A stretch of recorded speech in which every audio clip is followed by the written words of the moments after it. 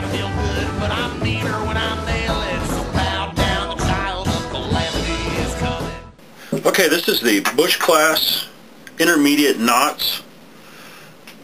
The 4 knots we're going to go over are the Clove hitch, the slip knot, the Bowline, and the Canadian jam knot. First one being the Clove hitch. This is a basis for many lashings, which is going to be covered later in a different lesson. So, you start off with your cordage and the item you're going to tie it around. Simply take your cordage to the working end, go around, forming a loop, go back under again, and bring it back in and through the X that you formed with that loop, and pull tight. Dress it out, and there you have it. The Clove hitch. You can use this to start lashing, tie a boat out, your horse, whatever. There we go. This is a Clove hitch. For this lesson, you need to tie it onto an item such as a stick.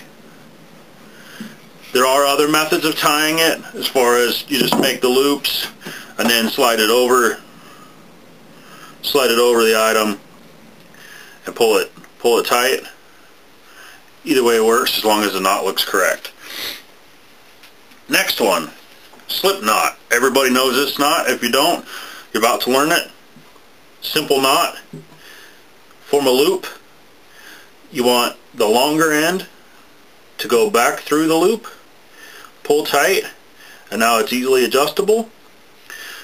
For the purpose of this class, I want you to use it to form a button, whether on a tarp, a blanket, whatever piece of material. Under here I have a piece of rock.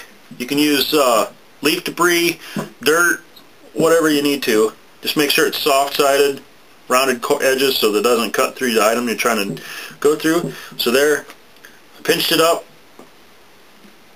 pull it tight. Oh, excuse me, slipped out.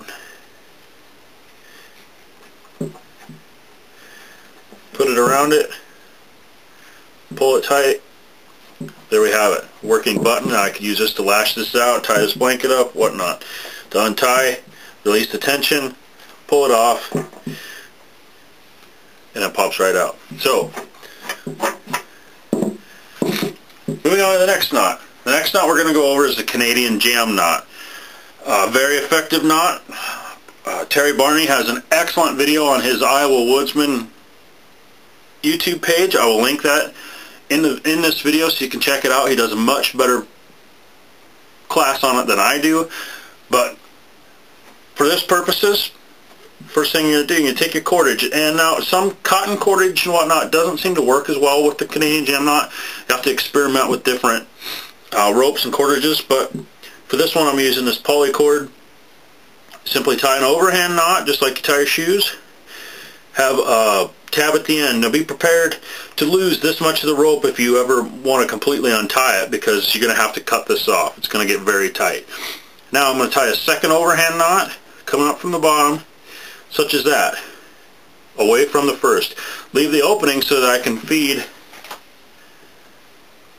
my other cordage back through that one. Now this would go around my stuff sack or my blanket, and then I can really crank this down, and as you can see it jams up against the other knot. So then to release it, you simply pull the tab and pull it right off there, and just like that, it formed a slip knot in there that comes off.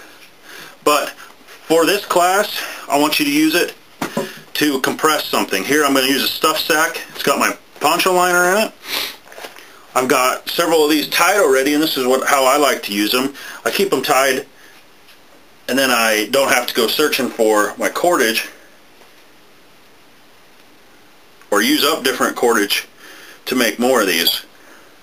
So first way I'm going to do it here is I'm going to go lengthwise, and as you can see I've already got it jammed up against there from prior use, this being my release tab, and I'm just going to go ahead and crank that down on there.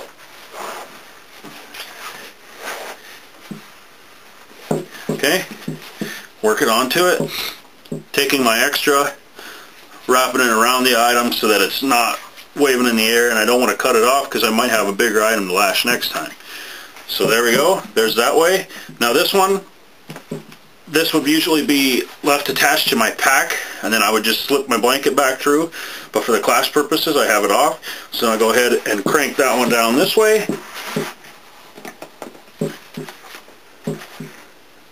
And then my other one, also dressing that out so it's out of the way. Then I'm going to put the second one on here and crank it down, dress it, out of the way. There we go. Nice compressed, could be lashed onto my pack very easily and taken off quickly if need be.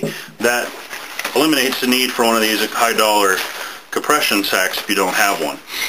And it's much more versatile. And then, you know, to take it back off, simply undo it, pull my tabs,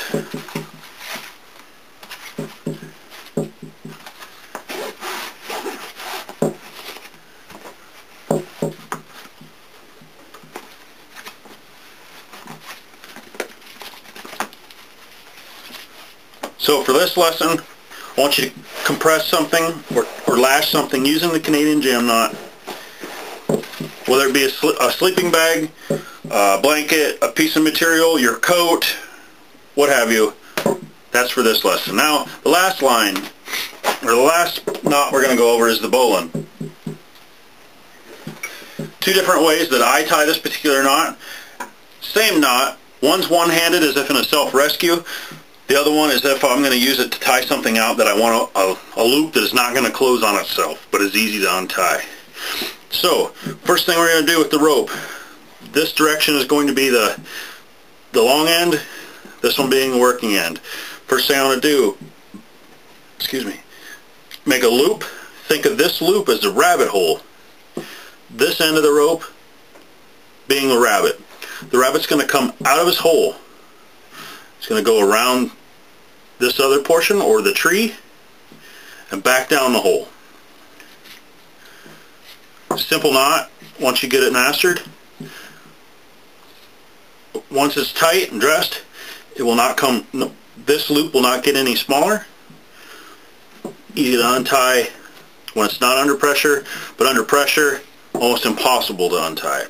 So, the next way is one-handed as if in a self-rescue situation. When doing this, I'm right-handed. I hold the rope in my right hand, this end going up to my rescuer. Now, simply take this, palms down, go over, bring my wrist back up and through, thus forming the loop, or the hole for the rabbit. Here the rabbit is already through the hole. Now, he's going to go around that tree again, pull it back through the loop, and tighten, forming the same knot one-handed. So show that again.